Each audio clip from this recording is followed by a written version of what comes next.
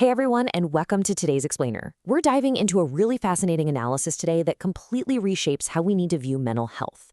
We're unpacking the ultimate roadmap of depression treatment, and our absolute biggest goal today is to destigmatize this condition. We really need to stop viewing depression as just a bad mood and start treating it as a deeply physical, biological reality. As the source material makes incredibly clear, our brains and our bodies are totally inextricably linked. So here's our roadmap for today.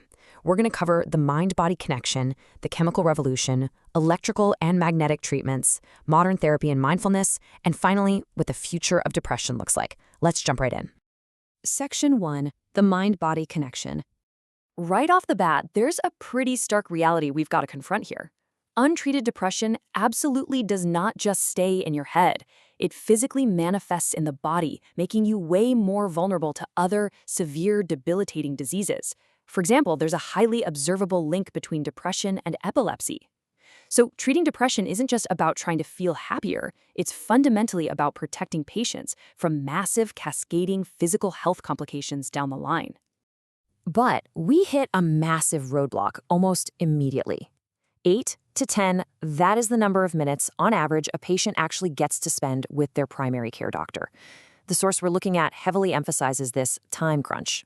8 to 10 minutes is simply not enough time to dig into mental health. And honestly, even if you're lucky enough to score, say, 20 minutes with your doctor, that time is almost entirely eaten up by the physical exam. The stethoscope, the blood pressure cuff, the standard checklist. It leaves literally zero time for a proper psychiatric diagnosis.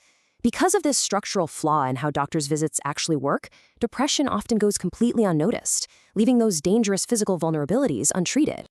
Moving on to Section 2, the chemical revolution. If we trace the history of treatment back to the early 1900s, things relied really heavily on Sigmund Freud's psychoanalytic techniques. But the real breakthrough, the moment we truly entered the modern era, was the discovery of fluoxetine, which most of us know as Prozac. According to Dr. Cohen from Harvard's renowned McLean Hospital, this single medication was an absolute game changer. It proved that depression, across all its different forms, could actually be treated through chemistry, and that paved the way for the highly advanced meds we rely on today. So what are these medications actually targeting? Well, they target neurotransmitters. You can think of these as chemical messengers. They're basically the bridge transmitting signals from one nerve cell to the next in your brain. When a patient is experiencing depression, it means these chemical messengers are fundamentally out of balance. When we categorize this pharmacy of the brain, we've got drugs targeting serotonin, dopamine, and norepinephrine. You've got SSRIs like Prozac and Zoloft, and then drugs like Wellbutrin that actually target both dopamine and norepinephrine. There are also tricyclics, which are highly effective but do come with more side effects. And then we have MAOIs. Interestingly enough, the source points out that MAOI chemicals aren't actually available in Pakistan right now due to their intense side effects. But modern science is actively developing them into much safer wearable skin patches, which is a huge step forward. All right, Section 3. Electrical and magnetic treatments. Okay, we need to take a second to objectively destigmatize what historically got labeled as shock therapy. Today, electroconvulsive therapy, or ECT, is a highly precise medical reset.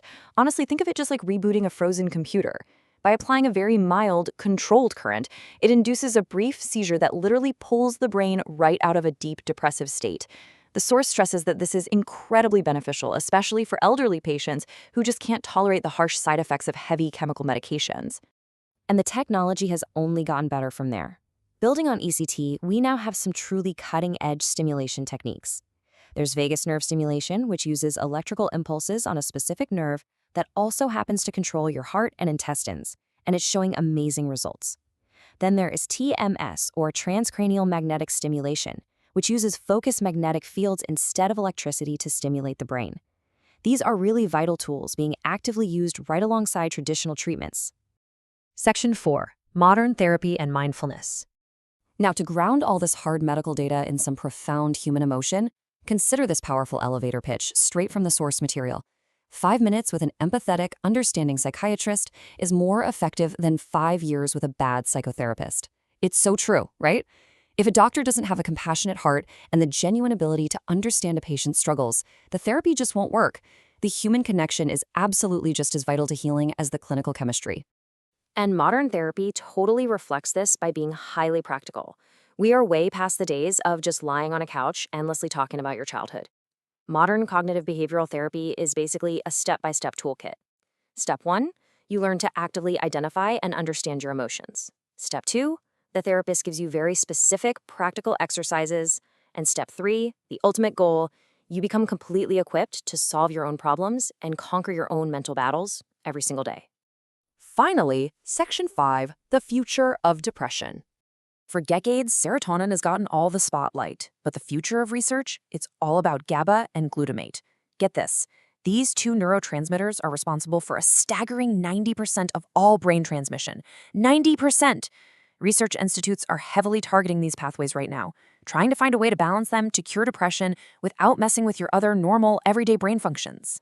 Beyond GABA and glutamate, scientists are looking closely at how other specialized systems in our bodies actually trigger depression. They're actively researching the roles of testosterone, the male hormone, cortisol, our primary stress hormone, and a chemical called substance P, which actually controls our physical sensation of pain. The grand goal here is to perfectly balance these specific chemicals to create highly targeted, side effect-free treatments for future generations. But hey, you absolutely do not have to wait for the medicine of the future to start healing today. The source points out that while traditional endless psychotherapy might be fading out, highly accessible lifestyle interventions are proving incredibly effective right now. Things like active focus exercises, yoga, and biofeedback aren't just about relaxing. They biologically and actively lower those dangerous cortisol stress hormones in your body, acting as a massive, tangible aid in treating depression. And that brings us to the end of our roadmap. We've seen today that depression is very much a physical illness, treated by chemistry, electricity, and really practical mental tools. So I want to leave you with a question to chew on. How can you apply this mind-body understanding to your own daily routine? Knowing that physical stress and mental health are totally chemically linked, what biology-backed lifestyle changes, like those focus exercises or yoga, can you implement today to protect both your mind and your body? Think about it. Thanks so much for joining me on this explainer, and I'll catch you next time.